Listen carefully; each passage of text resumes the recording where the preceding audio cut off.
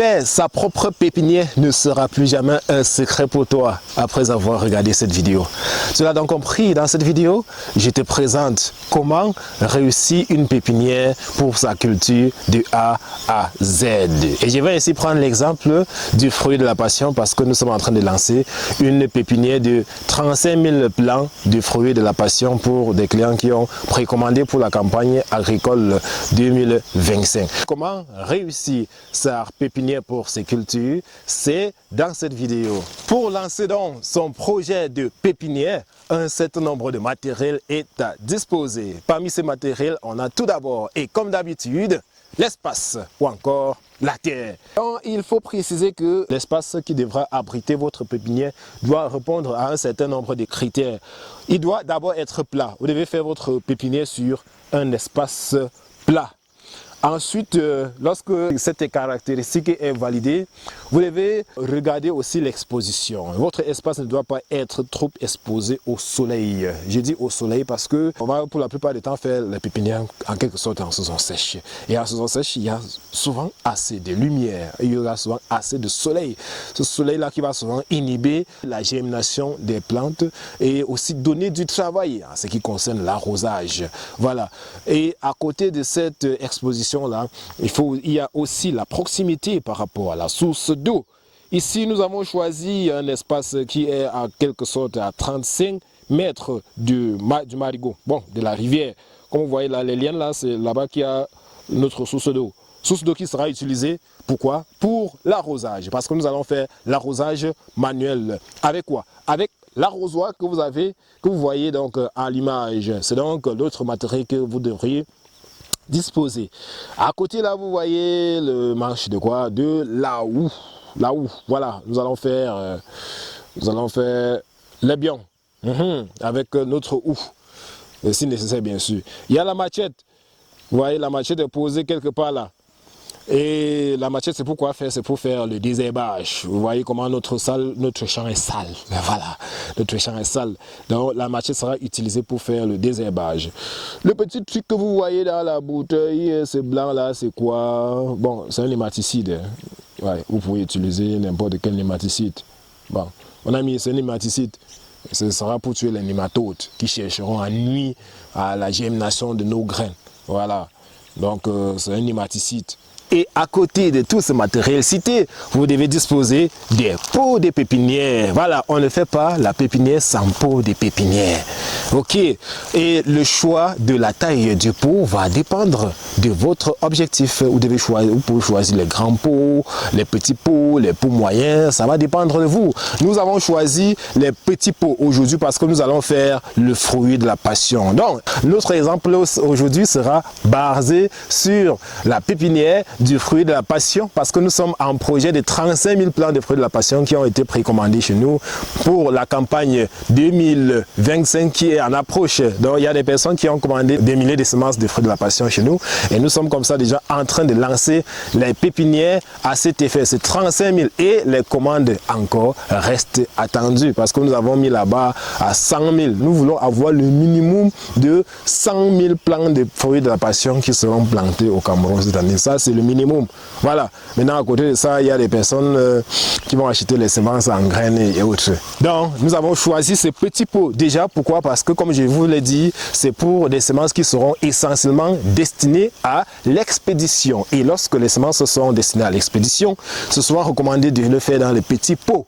C'est vrai que les petits pots ne sont pas très recommandés pour le fruit de la passion, mais nous avons des techniques pour dompter la chose et ça va très bien marcher. Voilà, donc ceci parce que quand on utilise par exemple le grand pot, ça va parfois contenir jusqu'à 1,5 kg de terre. Et lorsqu'on va se retrouver en train d'envoyer là, d'abord la manutention sera difficile. Ça sera difficile. On va porter 10 plants. 10 plants vont peser 15 kg, à cause de la terre. Voilà, on a donc choisi les petits pots. Ça n'atteint même pas demi-kilogramme, mais lorsqu'on va mettre la terre dedans, ça ne va pas atteindre demi-kilogramme. Et au moment de faire les expéditions, ça sera aussi très facile. Parce qu'imaginez-vous, quand un client commande 100 plants, on arrive à la gare routière, c'est après presque 150 kg. Et on lui demande par exemple 15 000 pour expédier. Les clients trouvent ça cher. Nous aussi, c'est pas facile. L'argent est dur. Envoyer 100 plans à 15 000, non, c'est pas facile. D'ailleurs, c'est pas faisable. Voilà. Donc nous avons trouvé ces moyens-là. Désormais, 100 plans au trop, on pourra envoyer à 5 000 en utilisant ces pots. Parce que ces pots, 150 pourront entrer dans une corbeille. Et à la gare routière, on envoie la corbeille à combien? À 5 000 francs CFA. Vous voyez? Voilà. Donc c'est sur cette base-là que nous avons choisi ces pots que vous voyez pour le fruit de la passion. Donc à côté de cela, il faut disposer de la matière organique, c'est-à-dire les fientes. Bon, il n'y a pas ça ici, mais ça va venir. Vous allez voir comment on va faire le processus. Je précise que nous allons juste vous montrer les bases, le début. Après là, le travail sera intense. Ça ne sera pas facile de filmer en travaillant. Voilà, mais on va vous montrer les différentes aides. On va vous montrer au fur et à mesure l'évolution. Après cela, bon, il faut aussi disposer d'un fongicide. Et on ne le sait jamais. Lorsque les plants commencent à germer, là, il y a des petits champignons qui vont chercher souvent à attaquer. Là, je vais vous montrer le fongicide. Lorsqu'on va commencer le travail, je vais vous montrer le fongicide à utiliser. Parce qu'on ne va pas forcément vous dire utiliser tel fongicide. Le fongicide va toujours être en fonction de l'attaque ou bien en fonction de vos conditions agroécologiques. Parce que chaque champignon se développe dans un espace agroécologique donné. Donc, le matériel étant présenté, place aux différentes étapes. Maintenant, place aux étapes. La première étape, c'est justement le nettoyage. Et pour le faire, j'aurai besoin de ma machette. Voilà, et c'est simple, hein? Ça se passe comment? Donc, on le fait, je vais nettoyer là.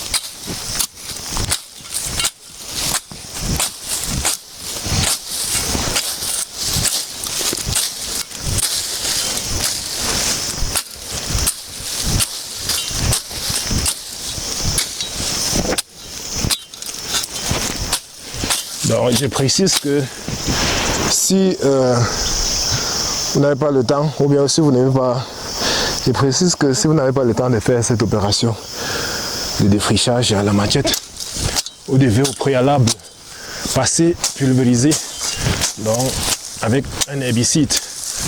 Là, ça va prendre le temps de tuer les herbes avant votre arrivée. Mais si vous ne voulez pas opter pour cette opération chimique, vous allez donc opter pour l'opération musculaire. Parce que à ce niveau, il n'y a que deux options. Soit l'option chimique, soit l'option musculaire. Voilà. Bon, moi, je préfère toujours l'option musculaire parce que ça fait partie... parce que ça détend les muscles, quoi. Ça détend le corps, c'est le sport. C'est le sport. Voilà.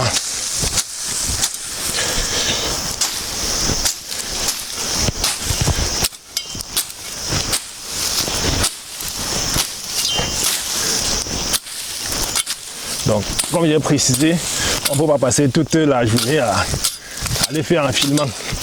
Même si on réussit. D'ailleurs, on ne peut pas réussir parce que les batteries vont nous lâcher. L'espace dans la carte va nous lâcher. Et au moment même d'envoyer la connexion, bon, la connexion ne peut pas nous lâcher, mais le débit est tellement faible qu'on va passer 2 jours à faire une mise en ligne d'une vidéo filmée toute la journée. Voilà. Donc, c'est pour préciser que c'est juste une démonstration que nous allons faire avec vous. Ok.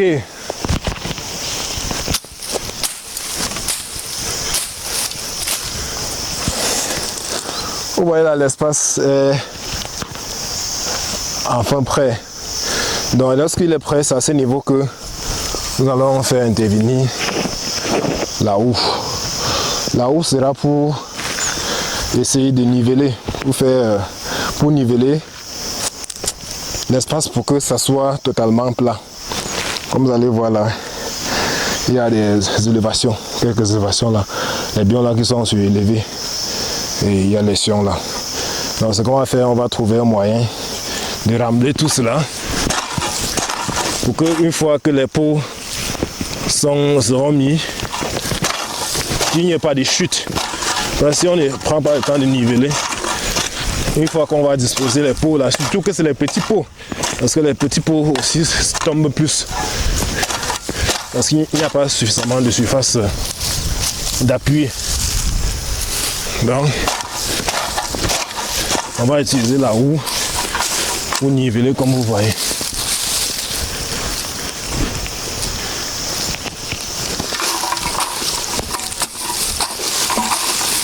Donc, je vais faire en précisant ce que les autres ont l'habitude de faire. Et comme nous ne copions pas bêtement les choses, nous n'allons pas le faire. Bon, pas que copier bêtement. Cependant, vous aussi, vous pourrez faire ce que les autres font. Hein. Voilà. Donc, ce que les autres font, c'est quoi? Après avoir nivelé ainsi, ils vont d'abord appliquer soit un insecticide, soit un fongicide, soit un nématicide sur ce sol. Voilà. Donc nous allons juste appliquer un nématicide. Et d'ailleurs, nous n'allons pas l'appliquer directement sur le sol. Nous allons appliquer le nématicide directement dans les pots des pépinières. Cependant, vous aurez le choix d'appliquer ça soit d'abord au sol, pour une double précaution d'ailleurs. Et oui, soit de mettre uniquement dans le pot. Même si vous appliquez au sol, vous serez toujours obligé d'appliquer dans les pots. Voilà. Donc c'est pourquoi je précise que c'est pour une double précaution. C'est pour une double précaution. Nous appliquons le fongicide et les insecticides seulement lorsque on constate un début d'attaque. Lorsque je dis un début, parce que on ne voudrait pas faire certains gaspillages. C'est vrai que ce n'est pas éthique, mais nous on préfère le faire ainsi. On préfère appliquer un traitement en fonction d'une attaque précise. On ne voudrait pas appliquer les produits bêtement. Sinon, quand on applique l'insecticide, on prend n'importe quel insecticide, on vient verser. On applique le fongicide, on prend n'importe quel fongicide, on vient verser. Il faut toujours appliquer un produit spécifiquement à l'attaque présente. Oui, c'est vrai qu'on dit souvent que quand il y a attaque, il se fait des attaques, mais pas forcément. Oui, c'est aussi souvent bien de voir de guérir le problème qui est vraiment présent au lieu de guérir un supposé problème. Ok. Donc, comme je l'ai dit là, ouais. Donc voilà dans notre terrain qui est plat. Notre terrain est enfin plat. Et lorsqu'il est plat, il y a certains qui vont venir faire les bacs avec les bambous. Ils vont faire en quelque sorte des bacs rectangulaires là. Oui, ils vont faire les bacs rectangulaires. Ça, c'est ce qui va optimiser les espaces. Mais nous sommes en champ. Le champ est tellement grand. On ne va pas faire les bacs. On va juste aligner nos différents pots. Voilà, sur des lignes bien précises. Ok. Donc, une fois que nous avons aménagé notre espace ainsi, on va aller donc chercher la terre pour remplir dans les pépinières. On ne va pas utiliser la terre qui est ici parce que ici il y a trop d'argile. Il y a trop d'argile. Et avec cette argile-là, les racines des plants ne vont pas facilement se développer quand ils seront encore jeunes. Voilà, donc on préfère aller un peu en amont là, chercher la bonne terre. Et cette terre là sera mélangée avec des fientes et du nématicide. Ok, donc on se rend là-bas pour creuser, pour le creusage et la fertilisation de la terre. Ok, nous voici donc à cet endroit où la terre est très bonne, pas trop argileuse. Voilà, c'est donc ici qu'on va prendre la terre pour aller faire notre pépinière, pour aller mettre justement dans nos pots. Voilà, donc de quoi appelleront ça, c'est ici, on va d'abord défricher. On défriche tout d'abord.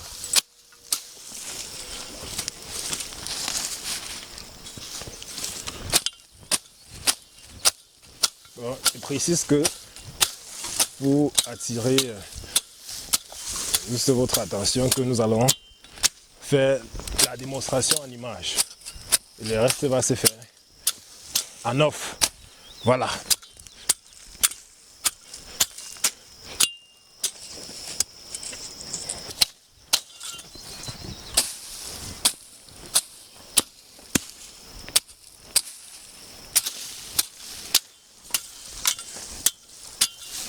Donc le truc c'est quoi? Lorsqu'on a fini de faire le nettoyage là, on va venir en quelque sorte la creuser. Vous voyez? On va la creuser là.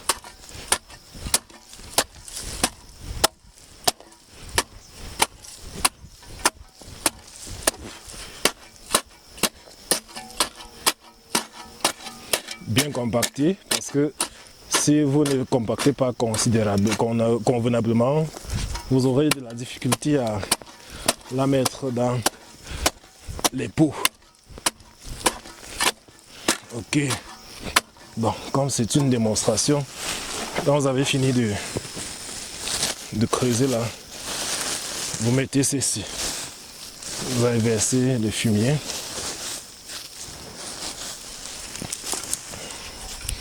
Et bien mélanger. Donc, la quantité de fumier mise n'est pas forcément déterminée, c'est pas déterminé à la base. Tout va dépendre de déjà la nature de votre sol, de la fertilité naturelle de votre sol, je veux dire. Voilà, si votre sol est de nature pauvre, vous devez mettre beaucoup de fientes. Si votre sol est de nature riche, vous devez juste mettre un peu. Voilà.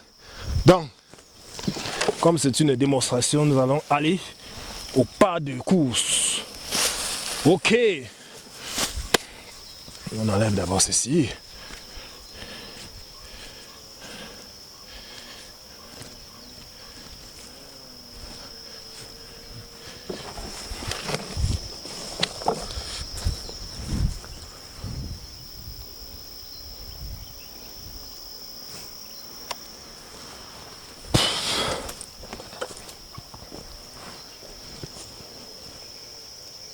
Donc, une fois que cela a été fait, c'est simple. Vous allez prendre vos pots de pépinière, comme je vous ai montré tout à l'heure. Donc, vous allez prendre vos pots de pépinière et vous allez tout simplement utiliser, bon, soit une petite pelle plastique là, soit une truelle en plastique, n'importe quoi, pouvant mettre la terre. Donc moi, j'ai oublié la truelle en quittant de l'autre champ. Donc je suis obligé d'utiliser le moyen de bord que vous voyez là. Donc on prend seulement là, je mets.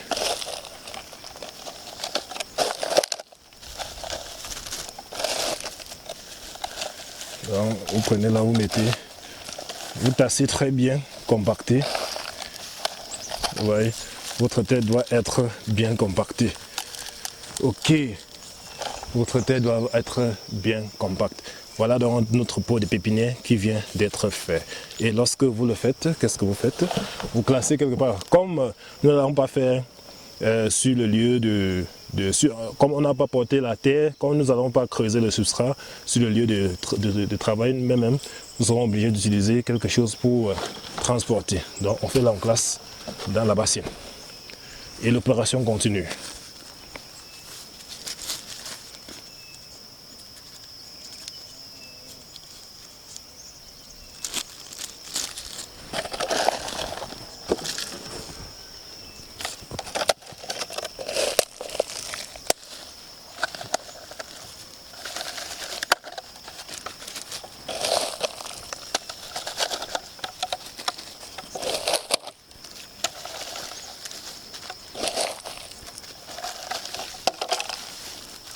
compacte bien.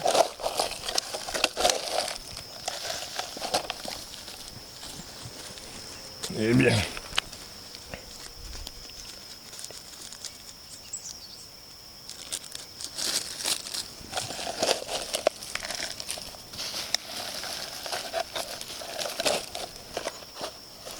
Bon, la tuile dérange un peu. J'essaie encore de retoucher. Voilà. Question de faire l'entonnoir.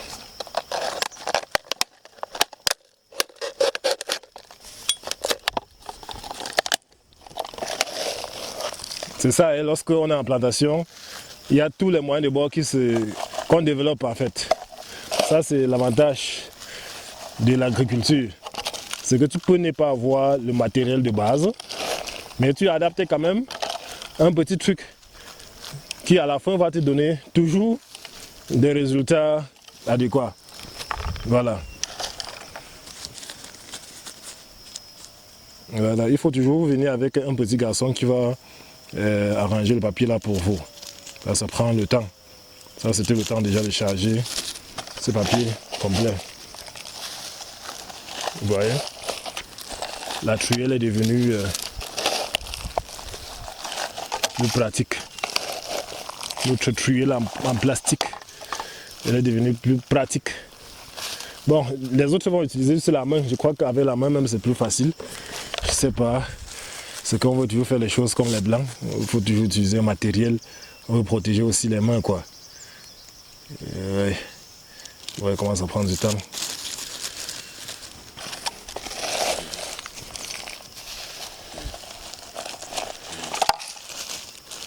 Bon, lorsqu'on charge à un niveau là, avec la main, on peut terminer.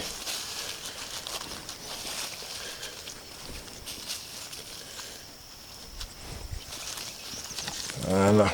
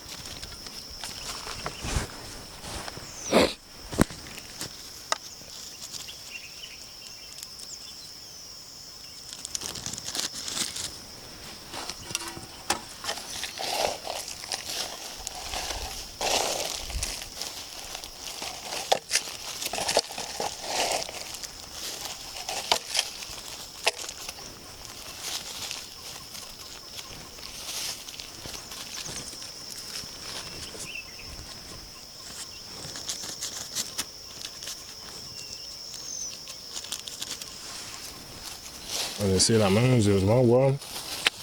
On essaye un peu la main directement, voir. Si ça sera plus rapide. Là, on va laisser notre truelle artisanale.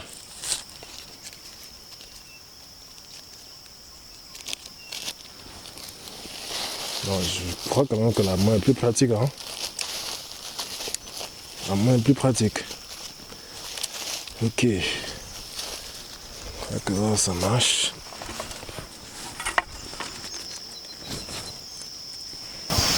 Donc c'est l'une des rares cultures capables de vous procurer de l'argent à partir de 5 mois de la transplantation.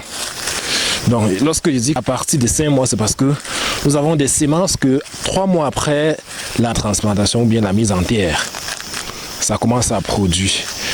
Donc ça développe des fruits, quoi. Maintenant, une fois que le fruit est développé, il faut attendre 2 mois pour qu'il soit mature. Vous voyez donc 3 mois plus 2 au fond 5 mois. Donc lorsque vous mettez au sol, il faut attendre 5 mois pour commencer à récolter.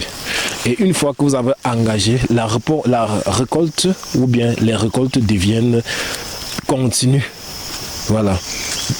Les récoltes deviennent définitivement continues. Il n'y a plus un jour que vous allez arriver au champ et que vous n'allez pas rentrer avec des fruits. C'est si vous avez respecté certaines conditions, bien sûr, à savoir la fertilisation régulière avec un engrais équilibré qui est l'engrais le plus adoré par le fruit de la passion. Et moi, je recommande souvent le NPK 17, 17, 17 ou bien 15, 15, 15. Ça marche très bien avec le fruit de la passion. Lorsque vous avez respecté cette phase-là, ou bien ces paramètres de fertilisation, il faut aussi regarder le côté irrigation. Parce que le fruit de la passion, c'est un fruit qui adore l'eau, mais pas en excès. Donc, ce qui dit que en saison pluvieuse, il est très confortable là où il est. Mais une fois que la saison sèche arrive, le plant va certainement pas mourir, mais la baisse, on va enregistrer une baisse considérable de la production. Parfois, la production s'arrête totalement parce que le plant n'ayant plus suffisamment d'eau pour pouvoir fleurir normalement. Et du coup, on va parfois enregistrer des fleurs qui arrivent et qui chutent par manque d'eau. Voilà, parce que c'est aussi l'eau qui permet de tirer les nutriments, qui permet de drainer les nutriments qu'on envoie à la plante afin que ces derniers puissent être consommés par des racines. Donc, je tiens toujours à préciser que nous sommes en train de faire comme ça les pots pour une pépinière du fruit de la passion. Du fruit de la passion qui est cette culture-là que nous avons testée il y a quelques années. Nous avons pris le temps de peaufiner tous les axes relatifs à ce projet-là et nous avons tiré de très bonnes conclusions, raison pour laquelle depuis pratiquement 2 ans, nous sommes en train de vulgariser cela en Afrique. Donc, que vous soyez en Côte d'Ivoire, au Mali, au Togo, au Burkina Faso, au Gabon, Congo-Brazzaville, au Cameroun où nous sommes actuellement, il faut savoir que ce business est en quelque sorte une niche que vous aussi, vous pouvez explorer, vous pouvez essayer, vous pouvez tenter. Parce qu'on ne sait jamais. Voilà. C'est l'une des rares cultures capables de vous donner de l'argent après pratiquement 5 mois. Donc, avec cette culture, vous pouvez avoir de l'argent tous les jours. Tous les jours. Lorsque vous avez un système d'irrigation aussi adéquat, vous avez la garantie d'avoir voilà les pertes qu'on enregistre généralement. Vous voyez un papier ou bien un pot là qu'on a pris et malheureusement lui, il était percé des 2 côtés. Et là, on est obligé de le mettre de côté parce qu'on n'est pas venu malheureusement avec la scellée au champ, sinon on allait quand même sceller le bas pour ne pas perdre une unité. Voilà. Donc, je disais que le fruit de la passion adore l'eau, mais pas en excès. Donc, en saison pluvieuse, là, lui, il s'en sort très bien. Mais en saison sèche, pour que lui, il se développe, il va falloir y apporter de l'eau. Voilà. Donc, pour favoriser la circulation des nutriments dans le sol afin de faciliter le captage de ces derniers par les racines. Voilà. Donc on va souvent enregistrer certaines chutes de fleurs en saison sèche aussi. Ceci quand même pas dû au manque de nutriments parfois, ni à l'acidité extrême du sol, mais parfois au manque d'eau. Voilà. Et ces personnes qui sont victimes de ces chutes causées par le manque d'eau ont justement souvent constaté que dès que les pluies sont de retour, les fleurs la floraison reprend normalement et aboutissent presque en totalité aux fruits. Donc, lorsque vous avez un système d'irrigation mis sur pied, vous avez la garantie d'avoir les fruits presque toute l'année. Parce qu'en saison pluvieuse comme en saison sèche, vous aurez des fruits. Voilà. Et en saison sèche même, généralement, ça produit plus. En saison sèche, ça produit plus. Lorsque je dis ça produit plus, c'est pour dire quoi? Le temps de croissance est en quelque sorte limité à cause du soleil. sais pas si je vais dire grâce au soleil, mais à cause du soleil. Donc le fruit entre vite à maturité et mûrit vite. Voilà. Donc le fruit entre vite à maturité. Le fruit entre vite à maturité et mûrit vite. Ok, donc nous venons là de charger, comme c'est une des démonstrations, nous venons là de charger les pots. On essaie un peu de zoomer sur l'image là, vous voyez. Voilà les pots qu'on vient de charger.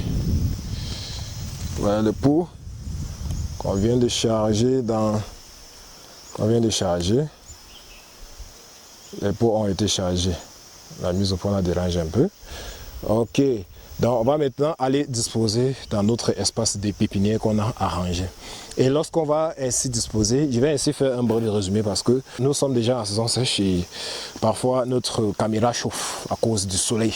Mais à cause du soleil, voilà, il y a les gars qui font les tournages là, qui ont l'habitude de sortir avec des parapluies. Mais nous ne pouvons pas venir au champ avec le parapluie pour tourner des vidéos. Nous ne sommes pas des vidéastes de séries ou bien de musique. Voilà. Donc,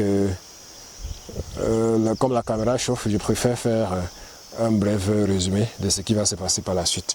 Donc, une fois qu'on a chargé dans les pots, comme vous voyez, on va aller justement disposer sur cet espace-là que vous avez vu que tout à l'heure on a nettoyé. On va disposer, une fois donc disposé, vous allez y appliquer du nématicide, comme je vous l'ai dit tout à l'heure. Donc, je recommande à cet effet d'utiliser le mocap. Voilà. Vous allez utiliser le mocap sur ça, question de détruire les nématodes qui pourront nuire à la germination de vos graines de plantes ou bien des plantes répiquées. Ça peut être la germination, ça peut être les graines à germer ou bien ça peut être les plants à répiquer. Donc, vous mettez le nématode et puis vous arrosez. Lorsque vous allez arroser, je vais vous demander de le faire pendant 3 jours. Donc vous arrosez tous les jours, une fois par jour pendant 3 jours. Ça c'est si vous êtes en saison sèche comme c'est le cas chez nous ici.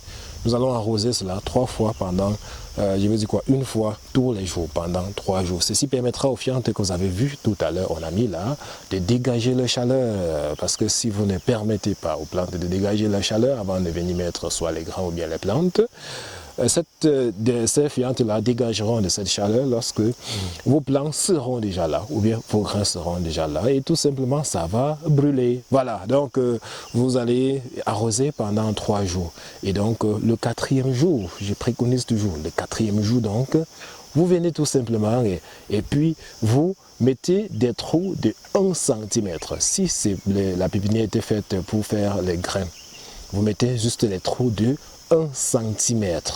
Voilà, 1 cm, vous mettez la graine dedans et vous refermez. 1 cm, vous mettez la graine dedans, vous refermez. 1 cm, vous mettez la graine dedans et vous refermez. Ou bien, si c'est pour faire le repiquage des plants que vous allez retirer en germoire, vous allez juste là, venir là, mettre un petit doigt au milieu de votre pot là, en fonction, la profondeur sera en fonction de la taille des racines.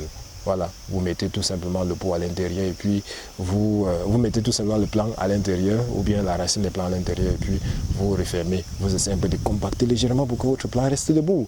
Voilà, j'essaie de faire ce petit résumé parce qu'on ne sait jamais, notre caméra peut chauffer et là on ne parvient pas à filmer la suite aujourd'hui. De toutes les façons, même si on ne filme pas la suite aujourd'hui, je vous ai dit que nous sommes en train de lancer 35 000 plants de fruits de la passion. Donc, de toute façon, nous allons filmer au fur et à mesure. Et vous allez voir la suite si on ne parvient pas à vous montrer ce que nous sommes en train de faire là en totalité. Donc, on va demander que pourquoi dans certaines vidéos, nous demandons d'abord de faire le germoire avant de faire une pépinière.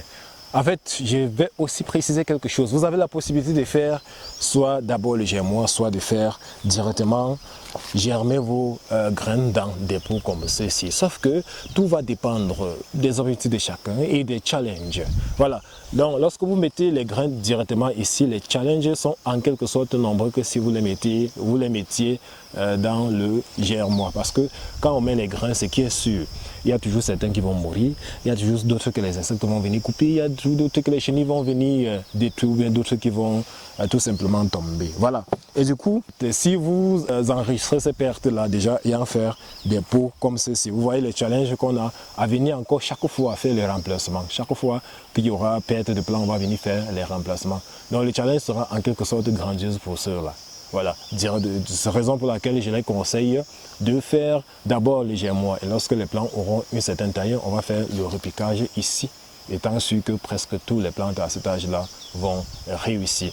Bon, ici nous avons choisi de mettre directement en germois parce que c'est quand même 35 000 plants que nous sommes en train de lancer. C'est difficile de faire le repiquage de 35 000 plants, surtout que nous sommes en pleine saison sèche. Lorsque c'est en petite quantité, on peut créer un petit espace d'ombrage là, et puis on fait le repiquage là-bas en saison sèche, ça ne dérange pas. Mais 35 000 plants, ce n'est pas facile de repiquer. Parce que comme le repiquage est conseillé en soirée, nous allons faire le repiquage pendant combien de soirées?